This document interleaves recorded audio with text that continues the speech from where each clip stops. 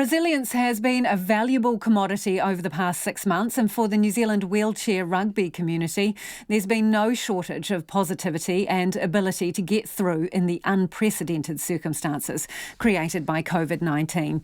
They're qualities the national team are drawing on as they work towards next year's Paralympic Games in Japan.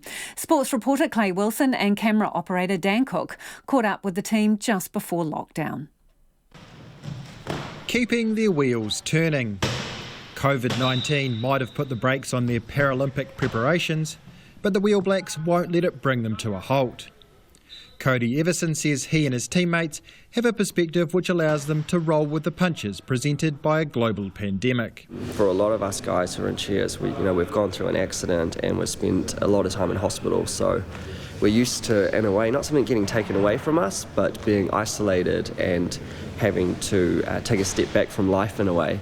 The team was able to make the most of the days free of community transmission, but the resurgence of COVID means after training together for the first time in 6 months, squad members are on their own again.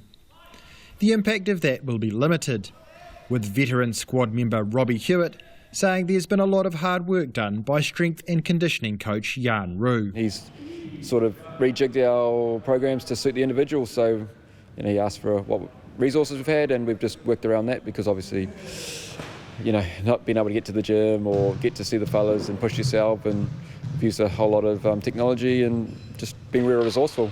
That solo training will continue until the country is back to level 1. The risks at any level above that are too high, with around half the squad having compromised respiratory systems because of a lack of core muscle function. Coach Greg Mitchell says the uncertainty created by COVID means staying as nimble as possible. It's a case of, as part of the staff and the coach is trying to plan to know that you've got plan B, because people don't want to turn up and go, oh, what do we do now? They want to know that there's things there. So there's a lot goes on behind the scenes to make sure that we've got those A, Bs and Cs all set up and ready to go. It's a level of planning driven by the fact the Tokyo Paralympics are now less than a year away, and also by their determination to ensure the Wheel Blacks' first appearance at the Games since 2008 is a successful one. Definitely out there to win games. We're not going to make up numbers. No one does. If you go to the Paralympics to make up numbers, find a new sport. While their ability to succeed in Tokyo is being impacted at the moment, COVID hasn't been all bad news for the team. The Games were delayed until 2021 because of the pandemic, and CODY EVERSON says the Wheel Blacks are happy to wait. We're such a young team, so another year for us is amazing. It's going to give us the best opportunity to go to Paris and not take part, compete, and that's the main goal. We want to compete with these big teams. Greg Mitchell says performing well includes not holding anything back when it comes to the physical side of the sport. Too right. I mean, it's Tana Umaga all over it. No, it's not tiddlywinks out here. Part of the job of the game is to smash people out of their chair. You don't go in there and just timidly touch someone. You need to go out there and you physically impose yourself on them. And we have guys in our team that's their job.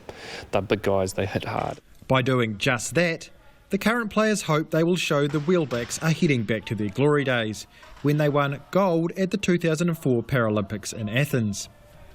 ROBBIE HEWITT says the squad are desperate to return the 10th ranked Kiwi side to the top of the international game. Yes, we're proud people. We play a high performance sport. We're proud of that. We want to achieve great things, so it's definitely a privilege and a sense of pride to not only be able to do it for myself but my family, our people that support us, the community back home, all that sort of stuff plays a big part. The Wheel Blacks are determined COVID-19 won't stop them moving forward.